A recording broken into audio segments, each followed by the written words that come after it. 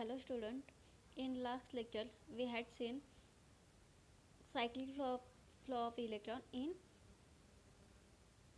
ऑक्सिजनिक bacteria किंवा oxygenic organism. ठीक आहे, आता नेक्स्ट लेक्चरमध्ये आपण अनऑक्सिजनिक फोटोसिंथेसिस पाहूयात. म्हणजे जे अनारोबिक बॅक्टेरिया आहेत किंवा ऑर्गॅनिझम आहेत त्यांच्यामध्ये फोटोसिंथेसिस कसं कॅरी आउट होतं ते आपण या लेक्चरमध्ये पाहूयात. So bacteria that perform photosynthesis using water as a electron donor in similar manner to plant result in production of oxygen is known as oxygenic photosynthesis. आपण ऑक्सिजनिक फोटोसिंथेसिस पाहिले तर त्याच्यामध्ये इलेक्ट्रॉन डोनर असतो तो वॉटर असतो आणि या प्रोसेसमध्ये ऑक्सिजनचं इव्होल्युशन होतं. So cyanobacteria first produce oxygen on earth. आपल्या पृथ्वीवरती जो ऑक्सिजन तयार झाला तो फर्स्टली सायनोबॅक्टेरियामध्ये तयार झाला आहे. ठीक आहे, आता ऑक्सिजनिक फोटोसिंथेसिस कोणामध्ये होतं तर प्लॅन्टमध्ये होतं, युकॅरियोटिक अल्गीमध्ये होतं, सायनोबॅक्टेरियामध्ये होतं. ठीक आहे, हे काही एक्झाम्पल आहेत ऑक्सिजनिक फोटोसिंथेसिस कोणामध्ये होते. नेक्स्ट आहे ते फोटोफॉस्फोरिलेशन. Photophosphorilation म्हणजे काय? The process in which phosphorylation of ADP to form ATP using energy of sunlight. म्हणजे आपण जे लास्ट लेक्चरमध्ये पाहिलं की जेव्हा फोटोसिस्टम सेकंड कडून इलेक्ट्रॉन डिफरंट इलेक्ट्रॉन कॅरियर कडून पास होते सायटोक्रोम B6 स्टेपकडे येतात तेव्हा प्रोटॉन ग्रेडियंट तयार होतो आणि तो प्रोटॉन ग्रेडियंट पासून ATP तयार होतं. ATP तयार होतं म्हणजे ADP ऑलरेडी प्रेझेंट असेल त्याच्यावरती प्लस अजून एक फॉस्फेटची ॲडिशन होऊन ATP तयार होईल. ठीक आहे, ADP म्हणजेच काय? ॲडिनोसिन डायफॉस्फेट आणि ATP म्हणजे ॲडिनोसिन ट्रायफॉस्फेट. ADP मध्ये दोन फॉस्फेट असतात, ATP मध्ये अजून एक फॉस्फेटची ॲडिशन केली जाते. तरी इथे आपण एनर्जी म्हणून सनलाईट यूज करतो. म्हणूनच आपण फॉस्फोरिलेशन आहे त्याला फोटोफॉस्फोरिलेशन म्हणतो. याच्यामध्ये फोटो म्हणजे लाईट, याच्यात एनर्जीचा सोर्स म्हणून आपण सनलाईट यूज करतो आणि ADP पासून ATP सिंथेसाइज करतो. ठीक आहे, आता आपण अनऑक्सिजनिक फोटोसिंथेसिस पाहूयात. Bacteria that content bacteria chlorophyll which do not use water as a electron donor and therefore do not produce oxygen. This is known as anaxigenic photosynthesis. Anaxigenic मध्ये generally जे bacteria असतात ते एनारोबिक असतात. त्यांच्यामध्ये bacteria chlorophyll present असतो आणि ते electron donor म्हणून वॉटर यूज नाही करत अदर दॅन वॉटर. एखादं ऑर्गॅनिक कंपाऊंड किंवा सल्फर सल्फेट असे काही यूज करतात as a source of electron. आणि याच्यामध्ये अनऑक्सिजनिकमध्ये ऑक्सिजन इव्होल्युशन होत नाही. सो हॅबिटॅट काय आहे तर अनऑक्सिजनिक फोटोसिंथेटिक बॅक्टेरिया असतात. टिपिकली ॲक्वॅटिक ऑर्गॅनिझम असतात जे की मराईन फ्रेश वॉटर किंवा मॉइस्ट आणि मडी सॉईलमध्ये किंवा स्टॅग्नंट पॉइंटमध्ये सल्फर स्प्रिंगमध्ये जिथे अनारोबिक कंडिशन असते अशा ठिकाणी ते प्रेझेंट असतात.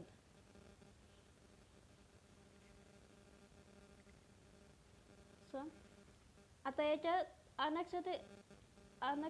अनऑक्सिजनिक फोटोसिंथेसिस करणारे बॅक्टेरियाचे डिफरंट कॅटेगरीज केले आहेत. त्याच्यामध्ये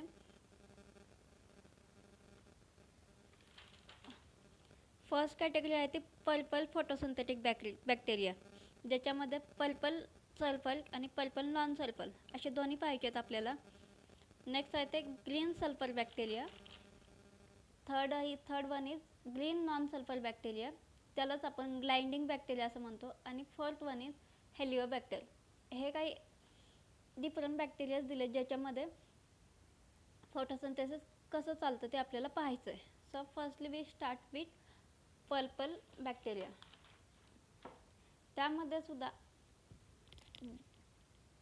पर्पल बॅक्टेरिया हा mostly gram negative proteo bacteria असतात. त्यांच्यामध्ये क्लोरोफिल A और क्लोरोफिल B आणि कॅरोटेनॉइड हा एक पिगमेंट प्रेझेंट असतो.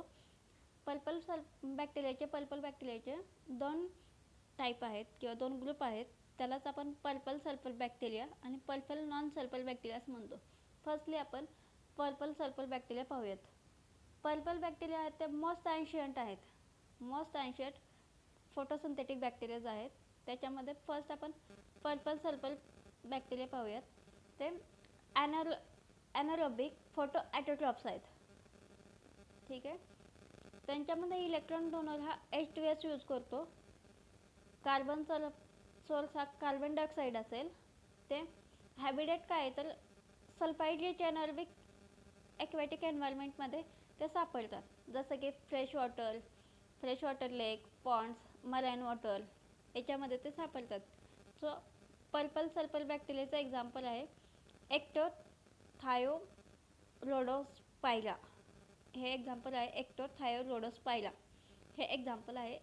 अजून एक एक्झाम्पल आहे ते म्हणजे क्लोरोमॅटियम. ठीक आहे. हे झालं purple sulphur बॅक्टेरियामध्ये.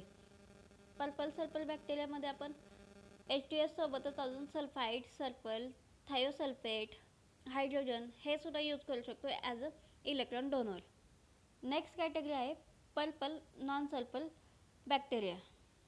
Purple non sulphur bacteria म्हणजेच सुरुवातीला लोकांनी असं सायंटिस्टने काय सांगितलं की पर्पल नॉन सल्फर बॅक्टेरिया आहेत त्यांना they are not able to utilise sulphide as a source of electron.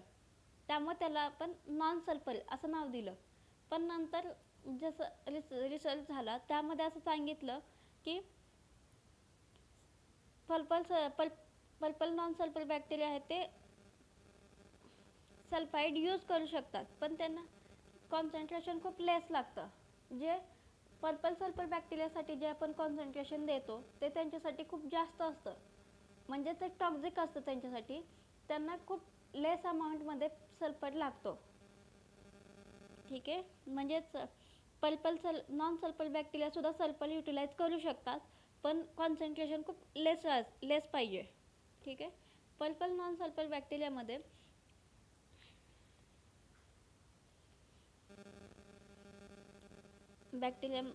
Electron donor म्हणून ऑर्गॅनिक ॲसिड यूज करतात.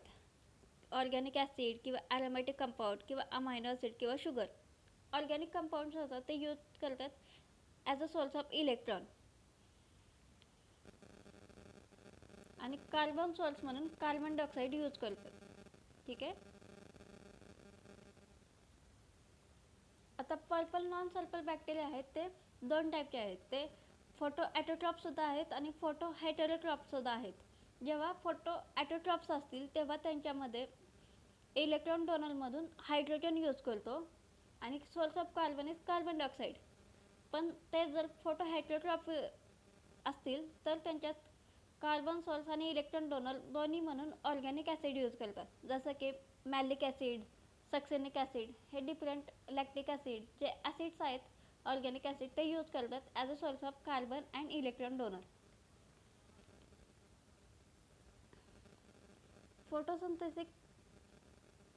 फोटोसिंथेटिक पर्पल बॅक्टेरिया आहेत त्यांच्यामध्ये टाईप 2 रिॲक्शन सेंटर प्रेझेंट असतं. त्यालाच आपण थिओफायटिन प्लास्टोक्विनॉन रिॲक्शन सेंटर म्हणतो.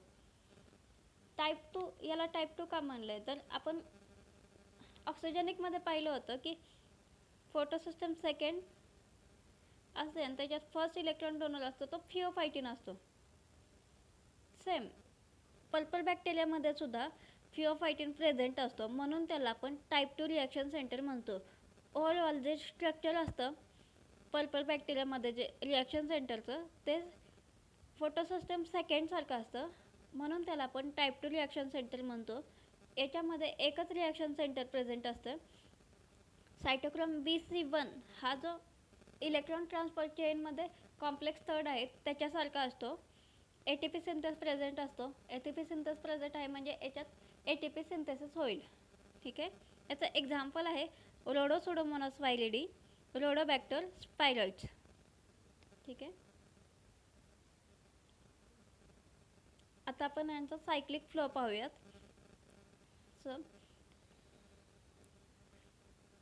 पर्पल बॅक्टेरियामध्ये P870 हे फोटोसिस्टम प्रेझेंट असते. P870 म्हणजेच काय, ते 870 नॅनोमीटरची लाईट ॲब्झॉर्ब करतं. जेव्हा P870 वरती लाईट पडेल तेव्हा ते एक्साईट होईल, ट्रान्झिशन स्टेटमध्ये एक्सायटेड स्टेटमध्ये जाईल. एक्सायटेड स्टेटमध्ये गेल्यानंतर त्याचा इलेक्ट्रॉन डोनेट करेल फिओफायटिनकडे. फिओफायटिनकडून क्युनॉन एकडे, क्युनॉन यूकडून क्युनॉन बीकडे, क्युनॉन बीकडून सायटोक्रोम BC1कडे. सायटोक्रोम BC1कडे आले की ते प्रोटॉन ग्रेडियंट तयार होईल. नेक्स्ट इलेक्ट्रॉन पुढे डोनेट करेल सायटोक्रोम C2कडे आणि परत रिटर्न येईल P870कडे. म्हणजे पर्पल बॅक्टेरियामध्ये cyclic flow of electron present असतो. आपण मागे ऑक्सिजनिकमध्ये प्लास्टोक्युनॉन पाहिलं होतं आणि ते क्युनॉन दोन्ही सेमच आहेत. पण जेव्हा आपण प्लांटमध्ये यूज करतो, म्हणजे प्लांटमध्ये जर प्रेझेंट असेल त्याला आपण प्लास्टोक्युनॉन म्हणतो आणि बाकीच्या ऑर्गॅनिझममध्ये प्रेझेंट असेल तर त्याला क्युनॉन म्हणतो. पण दोन्ही एकच आहे, काही त्याच्यात डिफरंट नाही आहे. क्युनॉन प्लास्टोक्युनॉन बोथ आर सेम. ठीक आहे. इथे जो प्रोटॉन ग्रेडियंट तयार होईल त्याच्यापासून आपण ATP सिंथेसचा यूज करून ATP प्रोडक्शन करणार. ठीक आहे. हे झालं पर्पल बॅक्टेरियामध्ये फोटोसिंथेसिस कसं होतं ते, त्याचं मेकॅनिझम. आता नेक्स्ट आहे ते photosynthesis in green sulphur bacteria.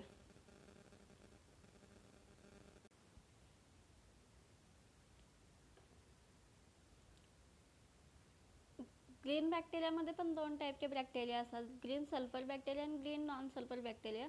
याचं ग्रीन सल्फर बॅक्टेरियामध्ये पण सेम की हे हाय कॉन्सन्ट्रेशन ऑफ सल्फाईड मध्ये, म्हणजे यांना ग्रीन सल्फर बॅक्टेरियाला हाय कॉन्सन्ट्रेशन लागतं सल्फरचं आणि ग्रीन नॉन सल्फर बॅक्टेरियाला लो कॉन्सन्ट्रेशन लागतं. एवढाच डिफरन्स आहे, बाकी फार काही डिफरन्स नाही आहे यांच्यामध्ये. सो ग्रीन सल्फर बॅक्टेरिया आधी आपण पाहूयात. Green sulphur bacteria are photo autotrophs which grow in anaerobic environment. ठीक आहे. म्हणजे हे ॲनारोबिक बॅक्टेरिया आहेत. ग्रीन सल्फर बॅक्टेरियामध्ये इलेक्ट्रॉन डोनरमधून आपण H2S, थायोसल्फेट किंवा हायड्रोजन यूज करू शकतो. कार्बन सोर्स म्हणून कार्बन डायऑक्साईड यूज करतो. हॅबिटेट आहे फ्रेश वॉटर लेक, पॉन्ड्स और marine water where sulphate content is high. ठीक आहे. जिथे सल्फेट कंटेंट जास्त असेल तिथे ग्रीन सल्फर बॅक्टेरिया सापडतात. रिॲक्शन सेंटर असतं तर P870चं असतं, म्हणजे 870 नॅनोमीटरची लाईट ते ॲब्झॉर्ब करतात. Light harvested pigments are located in special inclusion bodies, त्यालाच आपण क्लोरोझोम म्हणतो. क्लोरोझोम ग्रीन सल्फर बॅक्टेरियामध्ये क्लोरोझोम्स प्रेझेंट असतात. आपण पाहिलं होतं की वेगवेगळ्या प्रकारचे मेम्ब्रेन इनफोल्डिंग असतात ज्याच्यामध्ये फोटोसिंथेसिस कॅरी आउट होते. तसं ग्रीन सल्फर बॅक्टेरियामध्ये क्लोरोझोम्स प्रेझेंट असतात. Green non sulphur bacteria. आता आपण ग्रीन नॉन सल्फर पाहूयात. तर त्याचं एक बेस्ट स्टडीड एक्झाम्पल म्हणजे क्लोरोफ्लेक्सस, ज्याच्यावरती खूप जास्त स्टडी झाला आहे. त्याच्यामध्ये थर्मोफिलिक फिलामेंटस प्रेझेंट असतं, ते ग्लाइंडिंग करतं ग्रीन आणि त्यालाच ग्रीन फोटोट्रॉप्स म्हणतात. ठीक आहे. त्याचं हॅबिटेट आहे ते अल्कलाईन हॉट स्प्रिंगमध्ये, जिथे pH खूप जास्त अल्कलाईन म्हणजे अप टू 10 पर्यंत pH असेल अशा हॉट स्प्रिंगमध्ये ते सापडतात.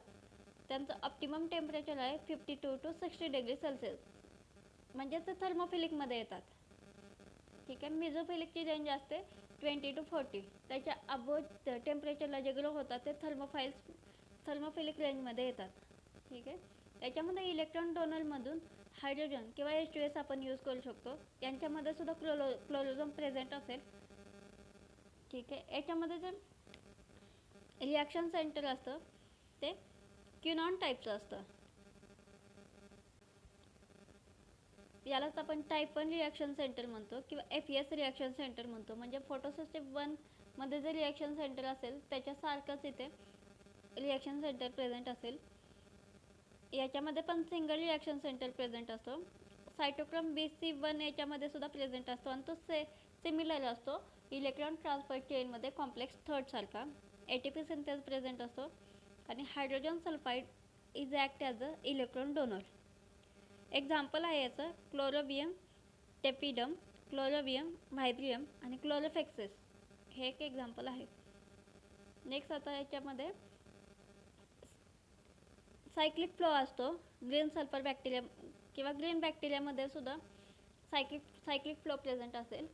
फोटोसिंथेसिसचं मेकॅनिझम असेल ते ग्रीन सल्फर बॅक्टेरिया आणि ग्रीन नॉन सल्फर बॅक्टेरिया दोन्हीमध्ये सेमच असेल. ठीक आहे. फर्स्टली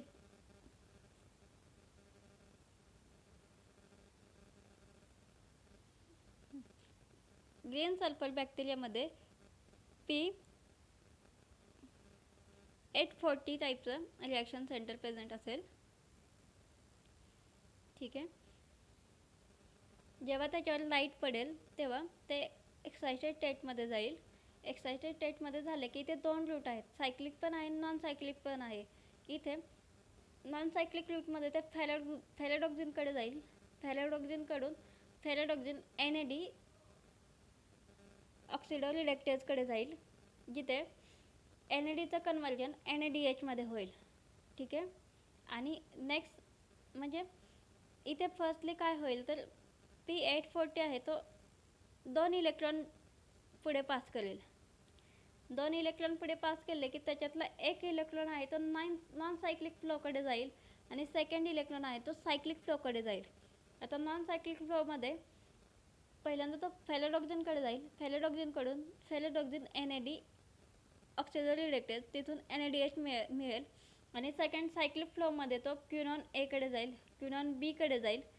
नेक्स्ट क्विनॉन B कडून सायटोक्रोम BC1 कडे, तिथे प्रोटॉन ग्रेडियंट तयार होईल ज्याच्यापासून ATP सिंथेसिस होईल. नेक्स्ट पुढे जाईल तो सायटोक्रोम 553 कडे जाईल. तिथून परत तो रिटर्न येईल P840 कडे. ठीक आहे. P840 कडे येईल म्हणजे हा सायक्लिक फ्लो झाला. आणि नेक्स्ट जो फेरेडॉक्झिनकडे जातो ज्याच्यापासून NADH तयार होतो तो नॉन सायक्लिक फ्लो झाला. इथे इलेक्ट्रॉन डोनर म्हणून H2S यूज करतो, ज्याचं कन्वर्जन पहिल्यांदा सल्फेटमध्ये होईल आणि नंतर SO2 मध्ये होईल. तो 2 इलेक्ट्रॉन पुढे पास करतो. मी सांगितलं होतं मगाशी, जेव्हा एक इलेक्ट्रॉन तो पास करेल तेव्हा तो अनस्टेबल होईल आणि त्याची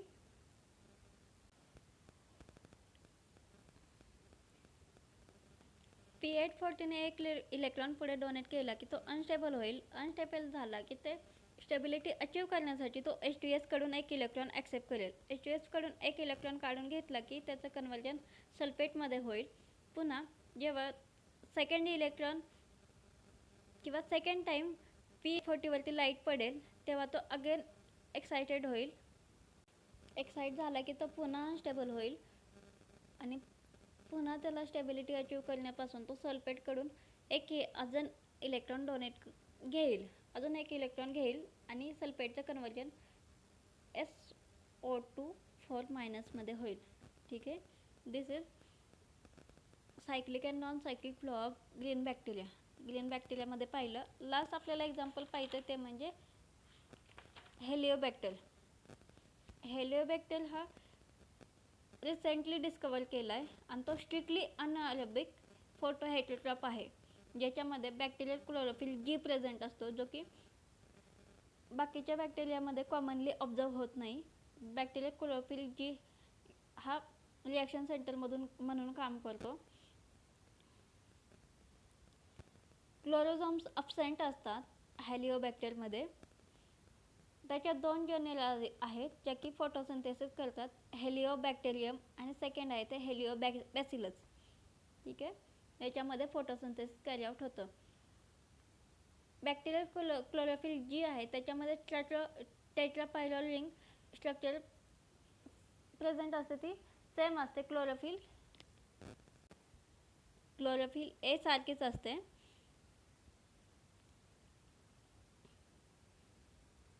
आणि त्यांच्यामध्ये लिपोपॉलिसॅकॅराइड, सेल वॉलमध्ये लिपोपॉलिसॅकॅराइड अब्सेंट असते, जे की ग्रॅम पॉझिटिव्ह बॅक्टेरियामध्ये आणि किंवा ग्रॅम निगेटिव्ह बॅक्टेरियामध्ये जे प्रेझेंट असतं ते त्यांच्यामध्ये अब्सेंट असतं किंवा खूप कमी असतं.